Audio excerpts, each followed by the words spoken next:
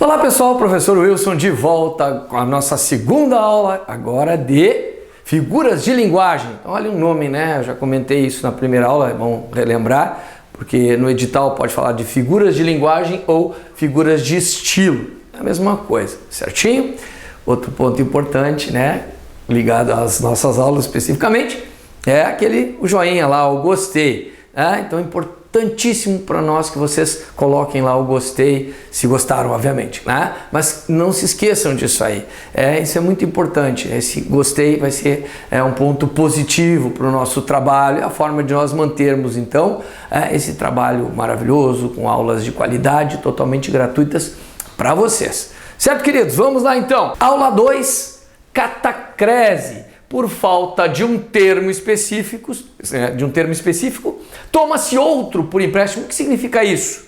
Simples. Ali eu coloquei entre aspas o falta, porque nem sempre há falta, né? Por exemplo, não sei, acho que eu machuquei o meu céu da boca. Céu da boca. O palato, existe o nome, mas nós não falamos palato, nós falamos o céu da boca. Tá? Então, vejam que nós usamos palavras para representar algo que às vezes não existe. Por exemplo, embarcar, né? O que significa embarcar? Significa entrar no barco, mas nós embarcamos no ônibus, embarcamos no avião, porque não há outra palavra, nesse caso especificamente, tá bom? Então vejam aqui, eu coloquei o braço da cadeira. A cadeira não tem braço, nós usamos então a palavra braço, né? As costas, o encosto da cadeira nós chamamos muitas vezes de costas. Enterrou um espinho no dedo. Enterrou. O que é enterrar? É colocar na terra. Então aqui seria encarnar. Essa palavra também tem um outro significado. Ela até existe, mas é outro significado. Aqui não caberia, certo? Levou um soco na boca do estômago. Oh, meu Deus, aqui na boca não tem, né? A boca é aqui, não aqui, certo? Então nós usamos essas palavras para representar, fazer a substituição. Isso se chama catacrese, nome feio pra caramba, né? E aparece com bastante frequência. É bom ficar ligado. Bom, antonomásia ou perífrase designa um ser por meio de alguma de suas características, ou de um fato que o celebrizou. Por exemplo, a rainha dos baixinhos, pronto, já sabe quem é, tá? Então, o que acontece aqui? O rei do reggae espalhou uma mensagem de amor. Então, rei do reggae, aí eu não vou dizer o Bob Marley, certo? Que bela imagem aérea do velho Chico, do Rio São Francisco. Fazendo a substituição, eu tenho antonomásia ou perífrase. Então, fiquem ligados. O nome tem que saber? Tem, claro, porque se os caras colocarem uma frase, um trecho, uma parte do texto sublinhado e te perguntarem o que figura ali, tem que saber, né? Tem que saber o nome, não confundir, tá bom? Sinestesia. Lembrem aqui, vocês podem se lembrar aqui da palavra anestesia. Então, a ausência de sensação, de sentido, sim, essa mistura de sentidos. Então aqui é uma mistura de sentidos, essa mescla. Trata-se de mesclar numa expressão sensações percebidas por diferentes órgãos do sentido. Fácil, bem fácil. Eu coloquei alguns exemplos. Olha aqui, esse perfume é muito doce. Doce seria sabor, perfume é aquilo que eu vou sentir quando eu aspiro. Então, uma coisa é o perfume, outra coisa é o doce. São sensações distintas. Então, perfume, eu tenho aqui o olfato, e muito doce, o paladar. Então, são sensações distintas. Essa cantora tem uma voz macia, eu vou sentir isso no tato, né? Então, a voz é aquilo, a audição misturado. Maria tinha um olhar amargo. Alguém foi lá e deu uma lambida no olhar da Maria? Não, criatura, não é isso. Então aqui a questão do olhar e aqui também, né? A sentir o sabor Muito bem, facinho, né? Bem fácil de identificar essa sinestesia, essa mistura de sensações, tá bom? Elipse é a omissão de um termo que se subentende pelo contexto. Então, cuidado aqui, tá? Vejam que existe elipse, existe zeugma. São figuras de linguagem. Quando nós falamos de figuras de linguagem, a zeugma é um tipo de elipse. É uma classificação dentro das classificações de figuras de linguagem, tá bom? Então, é a omissão de um termo que se subentende, ele não aparece antes, eu consigo identificar pelo contexto. Então cuidado aqui. Os homens param o medo no coração. Então aqui provavelmente um com ou a, não sei. A ideia é essa, certo? Na minha estante, livros e discos antigos.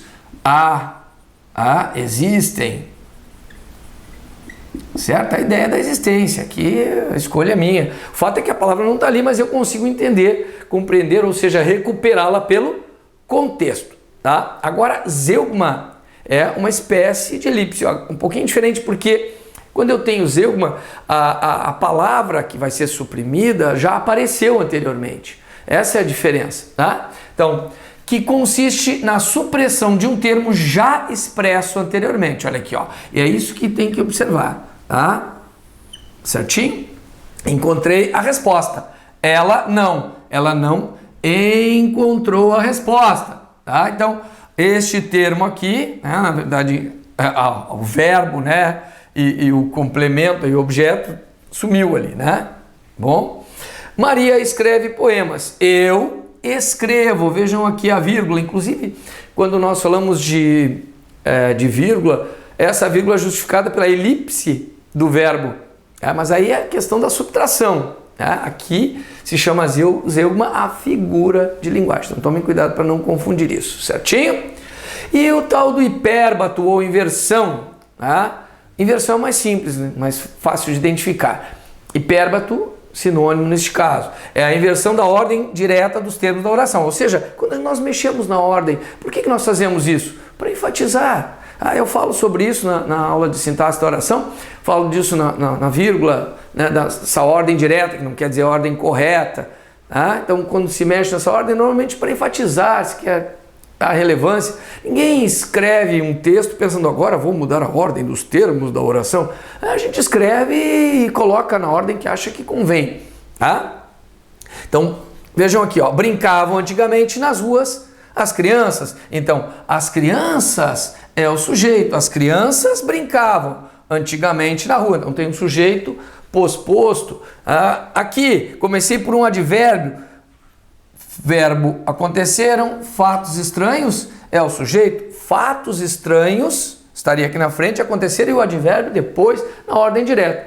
Trocamos a ordem para chamar atenção ao tempo, coloca o verbo e depois então o sujeito.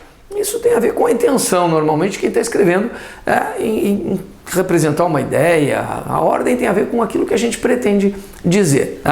Existe na mesma relação a síntese, que é uma figura em que é a mesma inversão, só que ela é uma inversão tão brutal que interfere no significado, como é o caso do hino. O hino nacional, aquela inversão dos termos, inclusive dentro de um adjunto, eu tenho a inversão dos termos ali, né? Então vejam que essa estrutura dificulta o entendimento. Normalmente as questões não entram nesses detalhes e não é um tipo de questionamento comum esse aqui. Certo, queridos? Ainda temos mais aulas aí pela frente, né? Então, muito bem. Não se esqueça então de dar o gostei, se gostou, façam os comentários, se tiverem dúvidas, perguntem.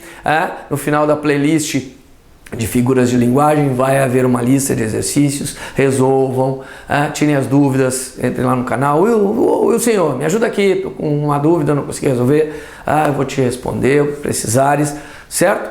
Importante que vocês compartilhem o nosso material, importantíssimo. Compartilhem o nosso material, porque é a forma de nós mantermos a gratuidade.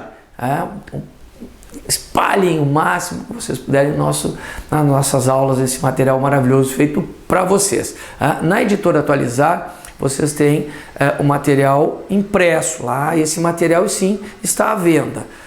Então é só acessar a editora Atualizar, o material está lá vendo, material de qualidade, um conteúdo maravilhoso, vocês podem acompanhar as aulas pelo material, com muitos exercícios. Certo, queridos? Um abraço, até a próxima!